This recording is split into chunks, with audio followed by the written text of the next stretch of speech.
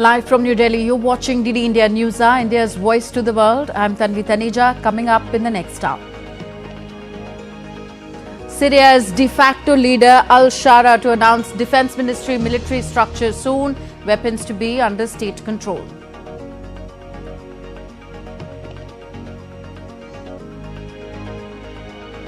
India's Prime Minister Narendra Modi distributes more than 71,000 appointment letters to newly appointed recruits. Says development of the country happens through its youth. Pakistan faces visa ban from Gulf countries. The ban follows crime, fraud and begging allegations. And Donald Trump rejects the notion that Elon Musk is the real power behind the US president-elect.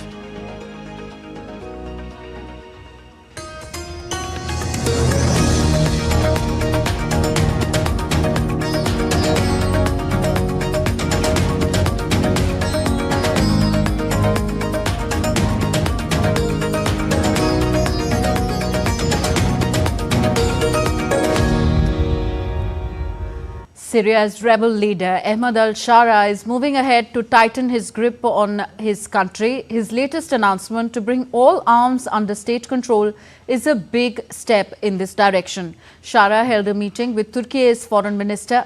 This is his first meeting with a foreign dignitary since he ousted Bashar al-Assad. Speaking at a joint press conference, Shara outlined ambitious steps for Syria's rebuilding, security and political future. Here's more on the developments. 2 weeks after seizing control of Damascus, Syria's new leader, Ahmad al-Shara, has pledged to bring all weapons under state control, a key step in consolidating power and ensuring stability. During a joint press conference with Turkish Foreign Minister Hakan Fidan, Shara announced the dissolution of armed factions, including Kurdish-led forces, and their integration into a unified national army. Within days, the Defense Ministry will be announced and a committee of high-level military leaders will be formed to design a new structure for the new Syrian army. Following that, the factions will begin to announce their dissolution and integration gradually. We will not by any means allow for arms outside the control of the state. It is the top of our priorities to work on controlling arms in the country, and I think there is a wide agreement among the factions. Turkey's foreign minister expressed his country's readiness to support Syria in its rebuilding efforts. He also stressed the need for lifting international sanctions on Damascus. There is no doubt about Syria's territorial integrity and unity, and there can never be any. In our talks today, we confirmed our mutual will on this issue. I would like to emphasize once again that there is no place for the Kurdish militants in Syria. This territorial organization is occupying the land of Syrian people and stealing its natural resources. On the other hand, Iran said that it is important for Syria to not become a place for the rise of terrorism. In the future, based on the approach of the ruling authorities, we will decide on our relations with Syria. The current situation in Syria is unclear. It is important that Syria does not become a safe haven and a place for the rise of terrorism. Shara also emphasized the protection of minorities, vowing to prevent sectarian violence. This message of unity echoed in Damascus, where Muslims and Christians gathered to celebrate at a vibrant Christmas market. This Christmas atmosphere this year is very beautiful. This year, the ambience is even more joyful because Syria was liberated and our problems have finally been resolved. Muslims are coming to the Christian markets more than the Christians. We have always celebrated both Christian and Muslim holidays together, and this has not changed at all since the revolution. In the contrary, you feel that people are now happier and more comfortable. Syria's nearly 14-year-old civil war has left profound devastation. As Ahmad al-Shara steps into leadership, his promises of reform and unity are being seen as a fresh start for a country long torn by conflict. The next few weeks will be critical in determining if Syria can truly rebuild and turn a new page in its history. Bureau Report, DD India. On to other international updates. Russian President Vladimir Putin hosted Slovak Prime Minister Robert Fico at the Kremlin on Sunday as a contract allowing for Russian gas to transit through Ukraine nears its expiry date. Slovakia, heavily dependent on Russian gas, fears supply disruptions with the Ukraine transit contract expiring the year end. Ukraine has made it clear it will not renew the transit contract, while Fico mentioned that Putin had confirmed Russia's readiness to continue to supply gas to the West and to Slovakia. Fico posted on social media that Sunday's meeting was in response to Ukrainian President Volodymyr Zelensky opposing any transit of gas through Ukraine to our territory. The two leaders also discussed the conflict in Ukraine just hours after Putin had warned of harsh reprisals against Kiev over a drone attack. Kremlin spokesman Dmitry Peskov on Monday said that the situation with European countries that buy Russian gas is very complicated and requires increased attention. Russia on Monday claimed to have captured the village of Storyzev in eastern Ukraine's Donetsk region near the town of Velika Novosilka, which its forces are reportedly attempting to encircle. Moscow says it has seized over 190 Ukrainian settlements this year as Ukrainian forces face manpower and ammunition shortages.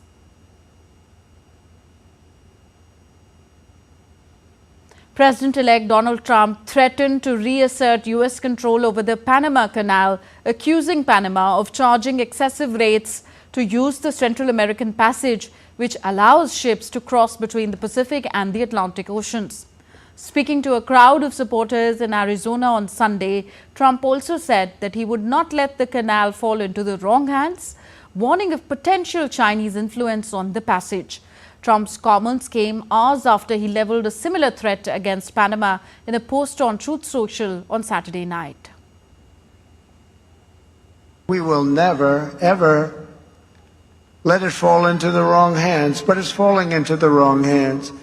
It was not given for the benefit of others by a token of cooperation, but it was given to Panama and to the people of Panama, but it has provisions. You got to treat us fairly, and they haven't treated us fairly. If the principles, both moral and legal, of this magnanimous gesture of giving are not followed, then we will demand that the Panama Canal be returned to the United States of America in full, quickly, and without question. Moments after Donald Trump doubled down on his plans to take back the Panama Canal, Panama's president said that the canal will remain under his country's control. In a video posted to social media, Jose Raul Molino rejected Trump's claims that the United States could retake the waterway. He also disputed Trump's complaints that the U.S. vessels were being charged unfairly and exorbitant fees to travel through the canal. Canal no tiene control directo. The canal is not controlled directly or indirectly by China, the European Community, the United States, or any other power. As a Panamanian, I reject any statement that misrepresents this reality. The canal will continue to be in Panamanian hands as the patrimony of our nation and guaranteeing its use for the peaceful and uninterrupted transit of ships of all nations. Para el tránsito pacífico. Trump would also nominate Mauricio Claver Carone to serve as his special envoy to Latin America. He was fired from a previous position for allegedly having an affair with a subordinate. Trump said Claver Carone would help address migration and drug smuggling issues. Claver Carone was the first American to serve as the head of the bank. In that role, he tried to wrest power away from Argentina and Brazil, which have dominated its agenda in the past, and provide more of a role for smaller countries. But was fired in 2022 as head of the Inter-American Development Bank after an investigation found that he had an intimate relationship with a staffer.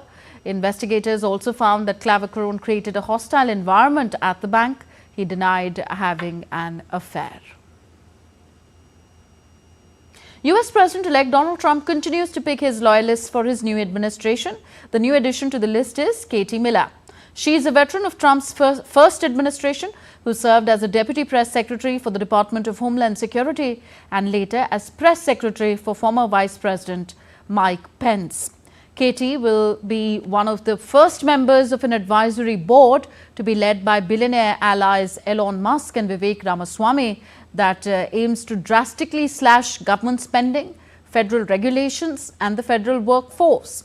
She is also the wife of Stephen Miller, Trump's incoming Deputy Chief of Staff and Homeland Security Advisor.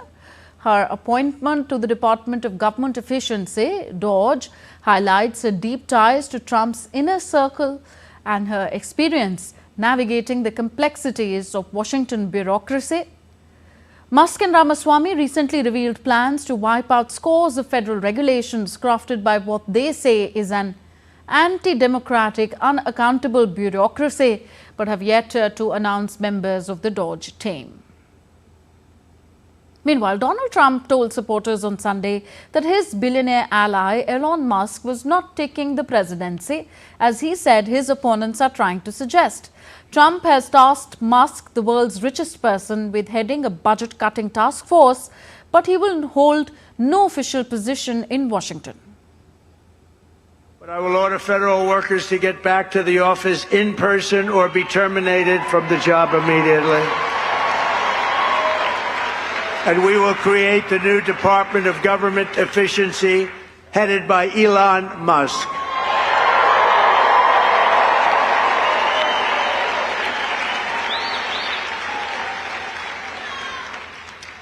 And no, he's not taking the presidency. I like having smart people. You know, they're on a new kick. Russia, Russia, Russia, Ukraine, Ukraine, Ukraine, all the different hoaxes. And the new one is President Trump has ceded the presidency to Elon Musk. No, that's not happening. But Elon's done an amazing job. Isn't it nice to have smart people that we can rely on? Right? Don't we want that? He's done a great job. The United States announced on Monday that it has launched an investigation into China's semiconductor policies, citing concerns over Beijing's use of extensive anti-competitive and non-market means to disrupt global economies. The probe will focus on foundational semiconductors, critical components used in products like cars and medical devices. The investigation aims to determine whether China's actions are creating barriers for American businesses. Tens of thousands of people gathered in central Belgrade on Sunday to protest against President Alexander Vučić and his ruling Serbian Progressive Party. The party was blamed for a railway station roof collapse last month that killed 15 people. The protesters switched on the lights of their mobile phones and stood in silence for 15 minutes to commemorate the victims. Opposition leaders and the public have taken to the streets repeatedly, blaming the accident on shoddy construction resulting from government corruption and nepotism. The ruling coalition denies those charges, and Vučić has said that those responsible must be held to account.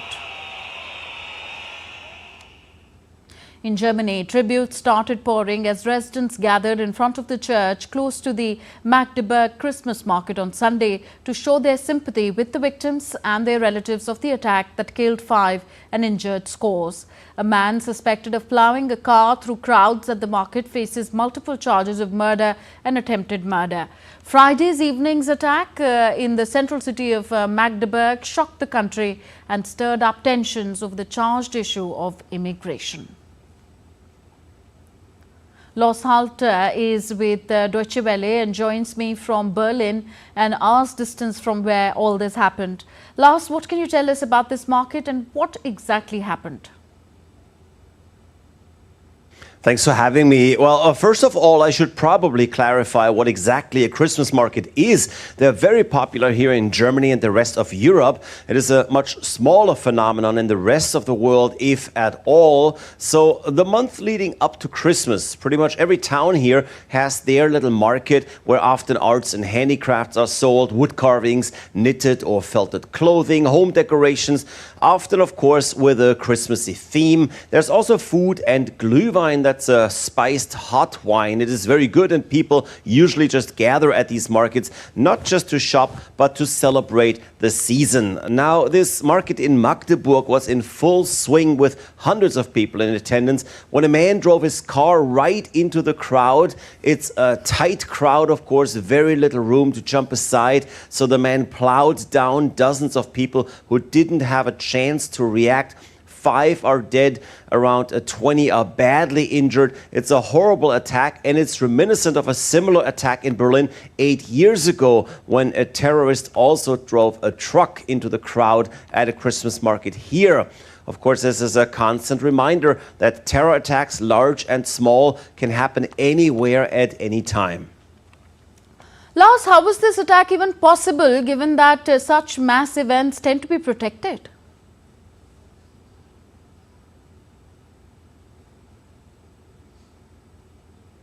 That's the big question, of course. Ever since that Berlin attack 5 years ago, Christmas markets have been fortified. There's always huge concrete barriers surrounding the markets.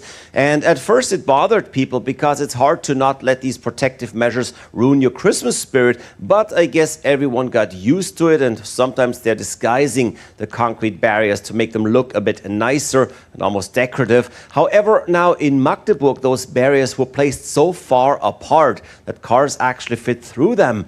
The local authorities said that was on purpose so that emergency vehicles could get in and out if necessary, but that's obviously a big mistake. Usually the barriers are placed with maybe a police car or something of the like in the middle, so they can be opened and closed like gates. Now it's come out that the police really used their cars in a wrong formation, making this attack now even more tragic because it very much looks like this could have been prevented. And what do we know about the attacker? Who is he and what made him do this?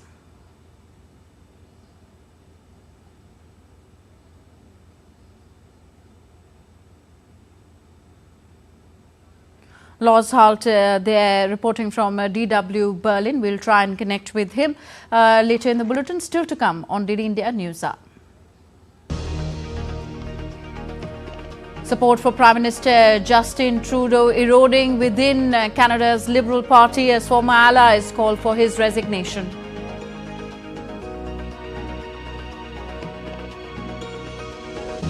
A small plane carrying 10 people crashes in Brazil, all on board declared dead.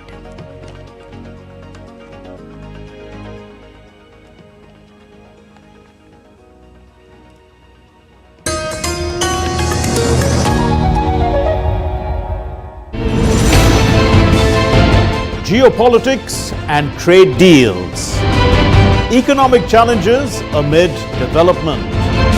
Hard work and the path to prosperity. It's the economy, always. Between walkers, money is what money does and says. Supply creates its own demand. Between the bulls pulls and bears tears. When supply chains globalization and India rises to the podium.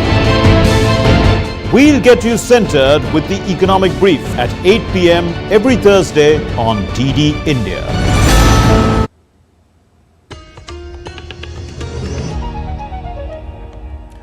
Welcome back. You're watching DD India News Hour. I am Tanvi Taneja. Support for Canada's Prime Minister Justin Trudeau within his Liberal Party seems to be weakening as former allies reveal that more members of the caucus are urging him to step down. Trudeau has faced several setbacks recently, including the unexpected resignation of Deputy Prime Minister Chrystia Freeland, who reportedly disagreed with him over incoming US President Donald Trump's plans to impose 25% tariffs on Canadian imports.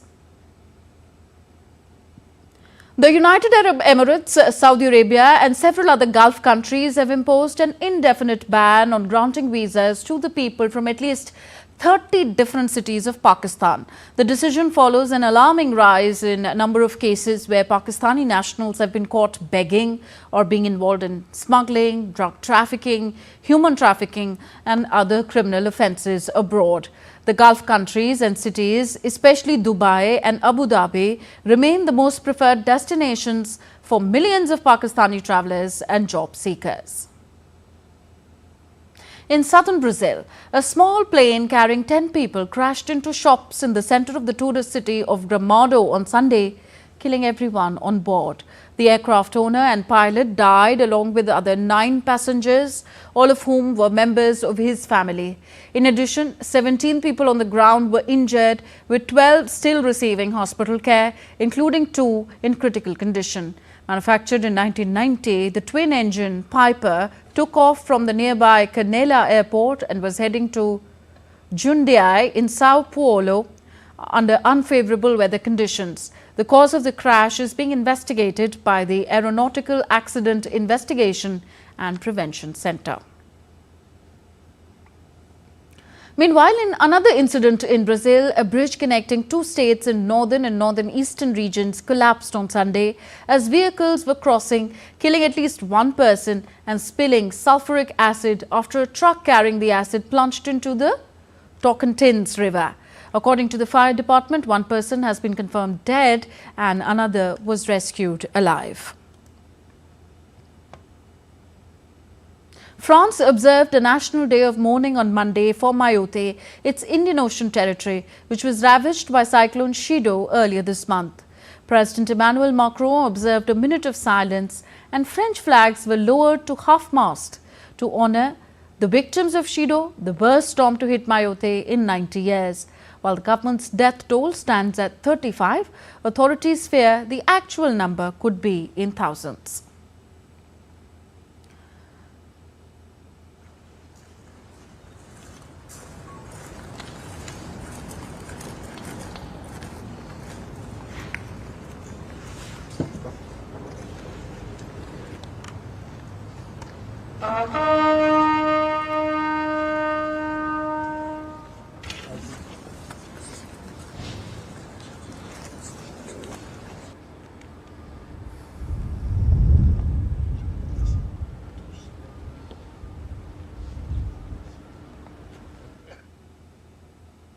Cyclone Chido killed at least 94 people in Mozambique in its deadly rampage through the Indian Ocean last week, raising a previous death toll of 76.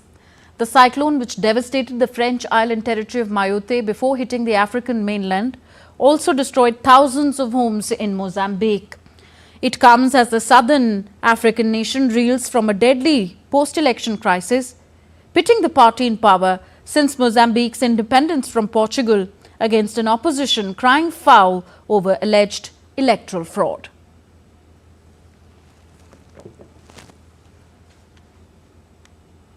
New York was covered in snow as the U.S. National Weather Service reported the first measurable December snowfall since 2021 on Saturday. Some areas saw 3 to 4 inches of snow, while eastern parts of the state received about 1 inch of snow. Upstate New York experienced lake effect snow during the week of December 13th, dumping 2 to 3 feet of snow in the Lakeview area near the Canadian border.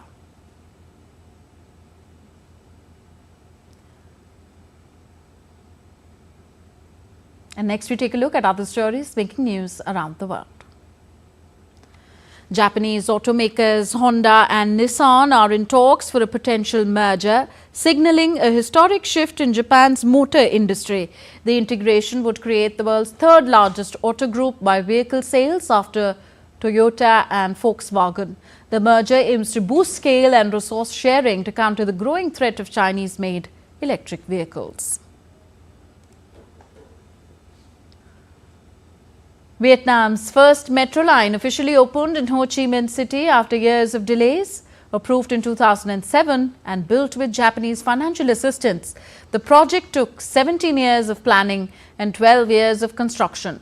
The metro, completed at a cost of over $1.7 billion, marks a significant milestone in Vietnam's urban infrastructure development.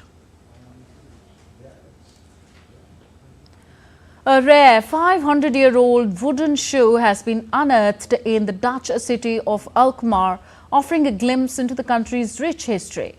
Discovered in a cesspit during construction work, the find highlights the widespread use of wooden shoes in the Netherlands centuries ago. Alkmaar is now celebrating the fascinating piece of its cultural heritage. The Kremlin on Monday rejected Turkish media reports which said that Asma al-Assad, wife of former Syrian President Bashar al-Assad, wanted to get a divorce and leave Russia. Along with this, Kremlin spokesperson Dmitry Peskov also rejected Turkey's media reports which said that Assad had been restricted from leaving Moscow and had his property assets frozen. Turkish and Arabic media on Sunday reported that Asma al-Assad had filed for divorce in Russia, where the Assad family were granted asylum for this month after rebels took control of Damascus. You're watching DD India News Hour, still to come on the show. India remembers former Prime Minister Bharat Ratna Chaudhry Charan Singh on National Farmers' Day.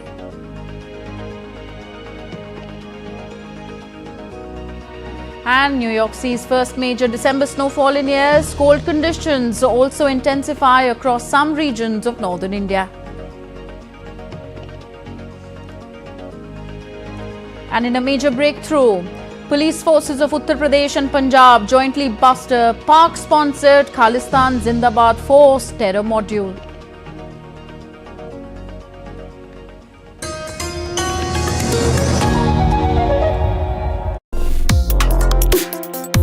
Complex issues, hidden agendas, twists and turns, strategic games. We think all dots are linked, we just need to connect them. Join me every week as I connect the dots to unravel hidden designs in statecraft, mysteries, and decode issues that matter to you. Watch Connecting the Dots with me at these times on DD India.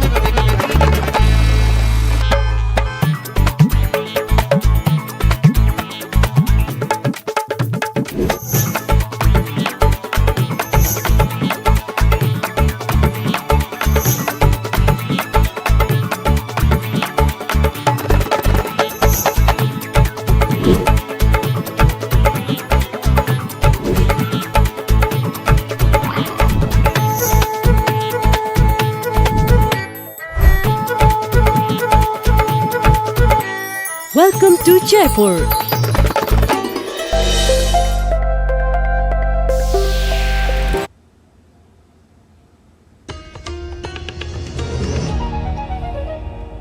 Welcome back. You're watching DD India News Hour. I am Tanvi Taneja. Parts of Delhi NCR woke up to light rain on Monday, offering temporary relief as the air quality index remains in the severe category. Delhi's minimum temperature dropped to 8.6 degrees Celsius, while Palam recorded 11.6 degrees Celsius. The IMD predicts more rain post-Christmas on December 27th and 28th due to a western disturbance. This weather shift is expected to intensify the winter chill.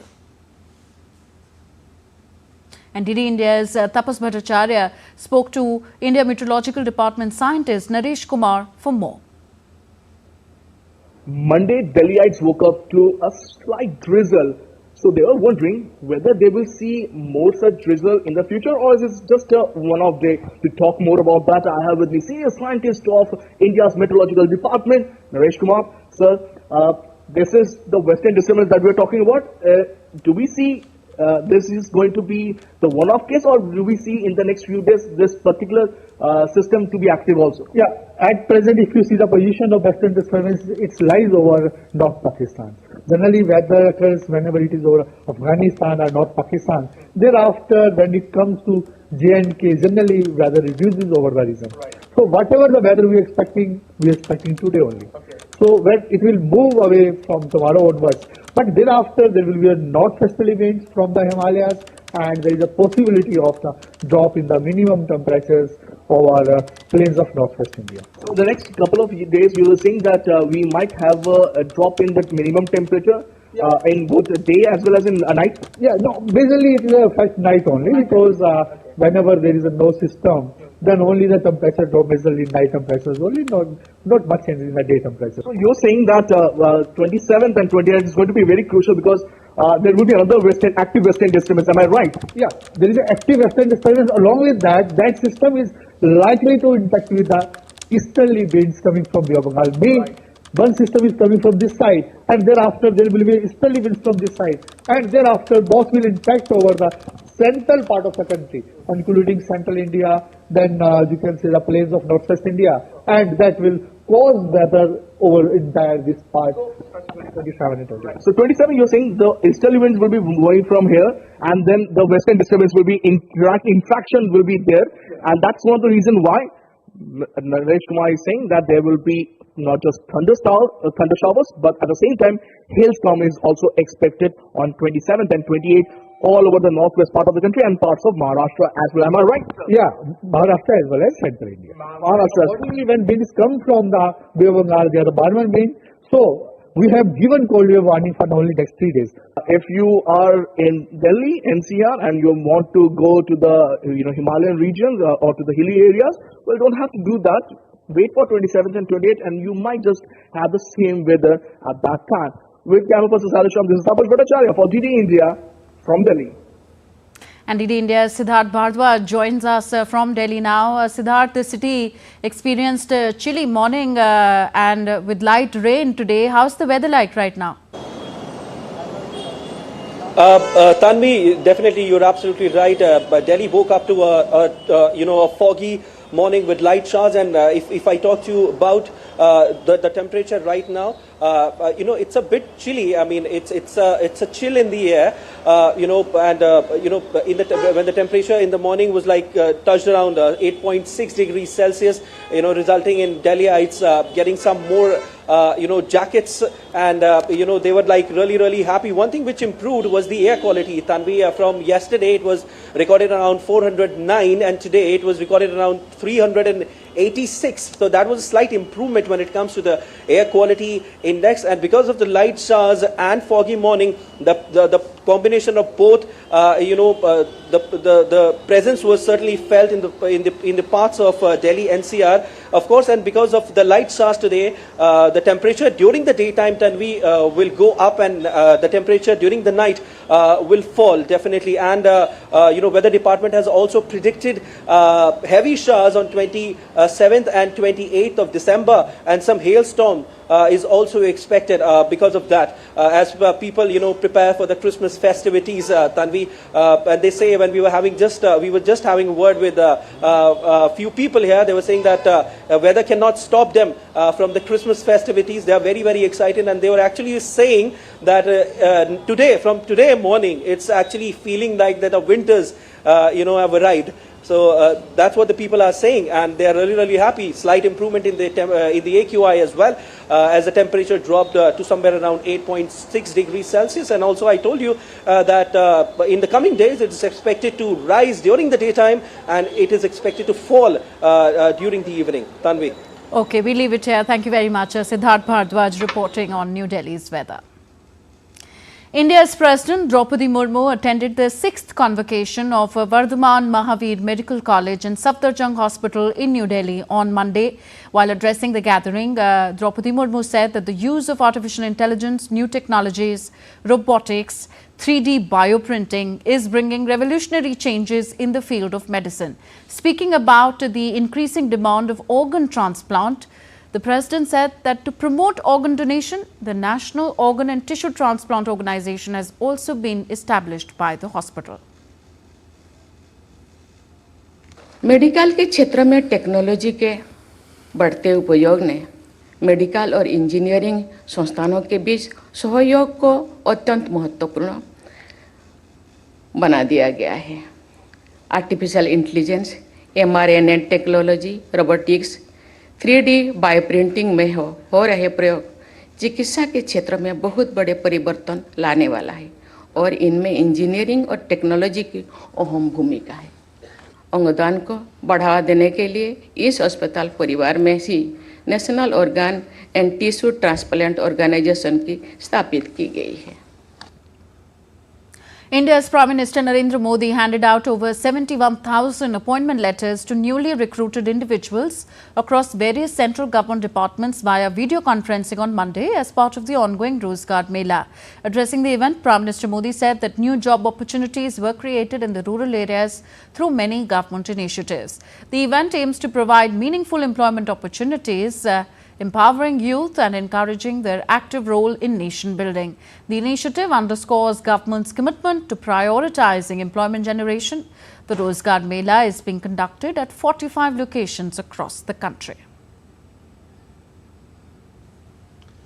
जब सरकार ने ethanol की blending को 20% तक बढ़ाने का फैसला किया तो इससे किसानों को मदद तो हुई ही, शुगर सेक्टर में नई नौकरी के भी मौके बने। जब हमने 9,000 के लगभग किसान उत्पाद संगठन बनाए, एफपीओज बनाए, तो इससे किसानों को नया बाजार बनाने में मदद मिली और ग्रामीण क्षेत्र में रोजगार भी बने। Emphasizing on the importance of women empowerment, Prime Minister Narendra Modi said that his government opened Jan Dhan accounts for 30 crore women, enabling them to directly benefit from government schemes. हमारी सरकार ने 30 करोड़ महिलाओं के जनधन खाते खोले, जिससे उन्हें सरकार की योजनाओं का सीधा फायदा मिलने लगा। मुद्रा योजना से महिलाओं को बिना गारंटी लोन मिलने लगा। महिलाएं पूरे घर को संभालती थी, लेकिन संपत्ति उनके नाम पर नहीं होती थी। आज पीएम आवास योजना के तहत मिलने वाले ज्यादातर घर महिलाओं के ही नाम पर है। Kisan Divas or National Farmers Day is celebrated on December 23rd every year in India. This day marks the birth anniversary of Bharat Ratna Chaudhary Charan Singh, a key leader who fought for the rights of farmers. He played a major role in improving the lives of farmers in India. More in this report. National Farmers Day is celebrated on the 23rd of December to mark the birth anniversary of the 5th Prime Minister of India, Chaudhary Charan Singh.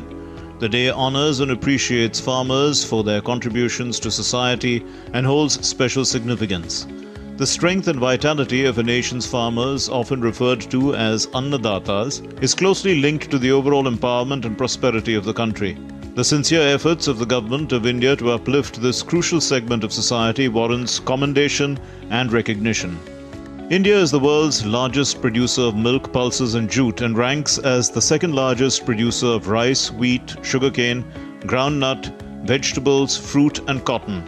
It is also one of the leading producers of spices, fish, poultry, livestock and plantation crops.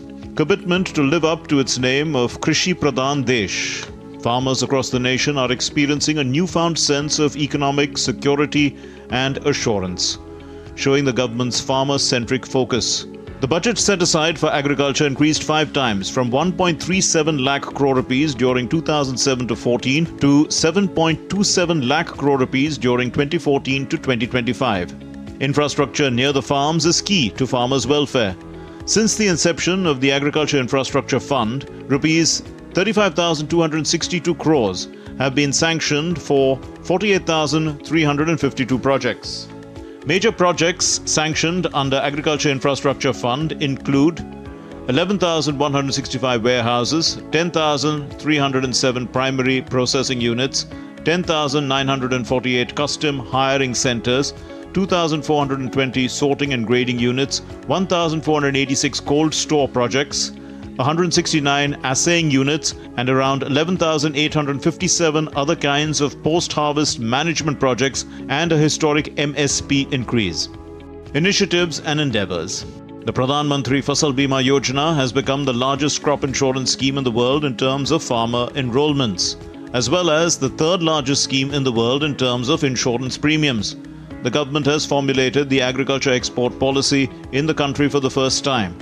This has led to agriculture exports reaching up to 4 lakh crore rupees, with scope for further advancement. The government is promoting cooperatives in agriculture. Therefore, a Ministry of Cooperation has been established for the first time in the country.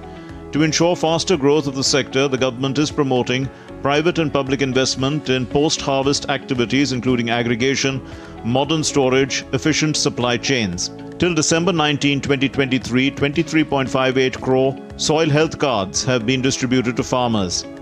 India's global dominance extends across agricultural commodities, making it the largest producer of milk, pulses and spices worldwide. Given opportunities and an appropriate policy setting, India's farmers have demonstrated their capability to meet the food demands of the rest of the world.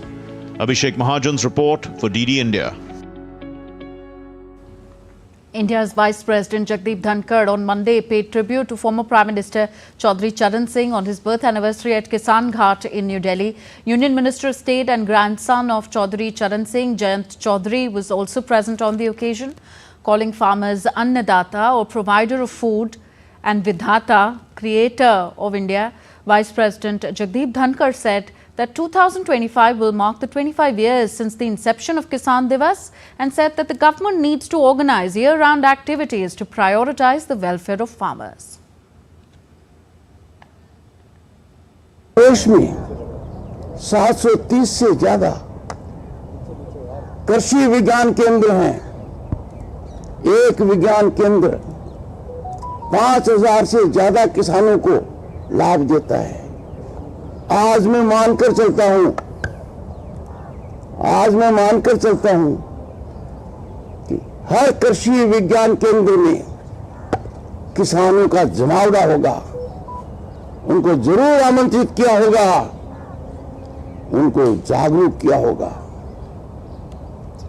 क्योंकि आज हम ऐसे समय दुनिया में रह रहे हैं जहां भारतवर्ष के लिए, जहां दुनिया की 1/6 आबादी रहती है, 5000 साल से ज्यादा की सांस्कृतिक विरासत है। Prime Minister Narendra Modi paid tribute to former Prime Minister and Bharat Ratna awardee Chaudhry Charan Singh on his birth anniversary, commemorating the legacy of his leadership and commitment to the nation. Prime Minister Narendra Modi highlighted Chaudhry Charan Singh's unparalleled dedication to the welfare of farmers and rural communities.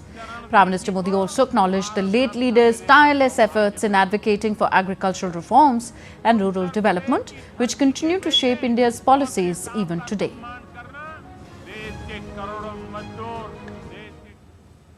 India's Agriculture and Rural Development Minister Shivraj Singh Chauhan participated at the Farmers and Rural Development Beneficiary Conference at the ICAR, Pune, to commemorate the National Farmers' Day 2024. During the program, Chauhan made a major announcement for the rural poor of Maharashtra. He declared that over 13 lakh houses will be provided to the rural poor under the Pradhan Mantri Awas Yojana (PMAY) this year. The minister also paid tributes to former Prime Minister Chaudhry Charan Singh, who dedicated his life for the welfare of farmers. And next we take a look at other stories making news in India. In a major breakthrough, a joint operation by police forces of Uttar Pradesh and Punjab busted a Pakistan-sponsored Khalistan Zindabad Force terror module. During the encounter, 3 terrorists were killed in Pilibhit district. Some police officials sustained injuries and were brought to the hospital. This module was involved in grenade attacks at Gurdaspur police station. 2 AK-47 rifles and 2 Glock pistols have also been recovered.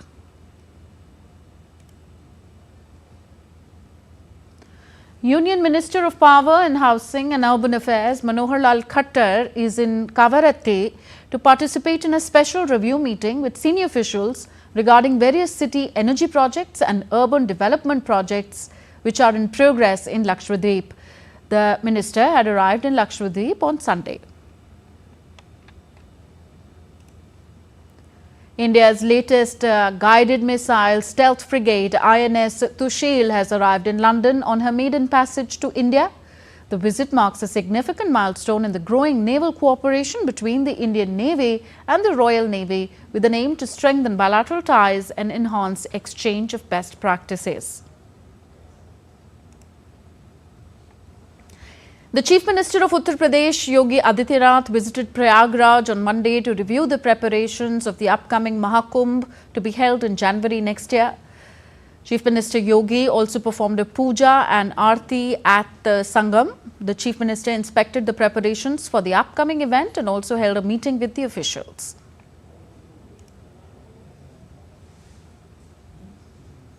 The Telecom Regulatory Authority of India, TRAI, launched a new upgraded website on Monday to broaden its reach and connect with a wider audience. The upgraded website offers comprehensive information on telecom and broadcasting regulations, policies, laws, statistics and trends in India. The United Nations General Assembly has officially declared December 21st as World Meditation Day, with the goal of promoting mental well-being and encouraging people worldwide to embrace the practice of meditation. This new initiative aims to raise awareness about the importance of mental health in today's fast-paced world. In Delhi, All India Institute of Medical Sciences, AIIMS, is celebrating the occasion today with a special event focused on the many benefits of meditation. Workshops and sessions are being held to highlight how mindfulness can reduce stress, improve concentration and boost overall emotional health. Let's listen in to what the doctors, nursing officers at AIIMS and other places gathered at the event had to say about the benefits of meditation and why everyone should make it a part of their everyday lives. Meditation, the word, is a very deep one and also a very vast one, because there are many ways of meditations, many schools of meditation, and India, our country, has been the leader since so many years, thousands of years. So meditation is very important. As you know, meditation has a big, in Indian culture, meditation has been there for centuries, right? In yoga and Ayurveda, it was a big part. And it helps in reducing anxiety, reducing stress. It also has some role in reducing pain also. Everyone should do meditation because the physical body, we correlate with us, but the all subtle bodies like vital body, mental body, supramental body and the bliss body, we generally we do not communicate. So that's why if we do meditation, we can heal ourselves at physical level, at vital level, at mental level, at supramental level and at bliss level. I do meditation daily. Actually, I am in a hospital field. So sometimes our life is actually stressful. We have to deal with certain kind of patients. So it's a necessary part of our life that I do meditation daily, and it relieves anxiety because we have to concentrate our focus on certain things, and we have to shift our focus on certain things. So it's very important. You're watching DD India News Hour. Still to come on the show. Fonseca becomes the second youngest champion at ATP Next Gen Final. And Liverpool tears apart Tottenham 6-3 to sit at the top of the Premier League table.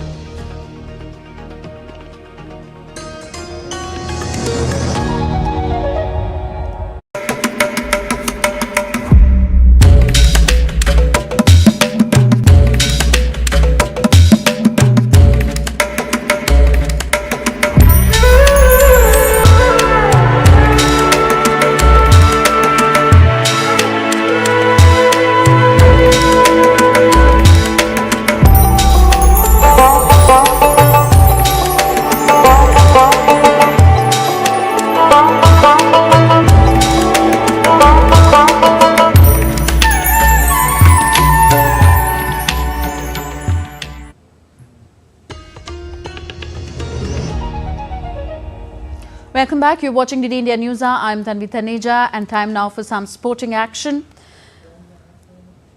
Joao Fonseca clinched the next-gen ATP Finals title on Sunday, defeating Lerner Tien to cap off a flawless week in Jeddah. The Brazilian overcame his left-handed American opponent with a scoreline of 2-4, 4-3, 4-0, 4-2, showcasing resilience and composure in the championship match. At just 18 years old, Fonseca is the youngest champion of the event since current world number 1 Yannick Sinner achieved the feat at the same age 5 years ago.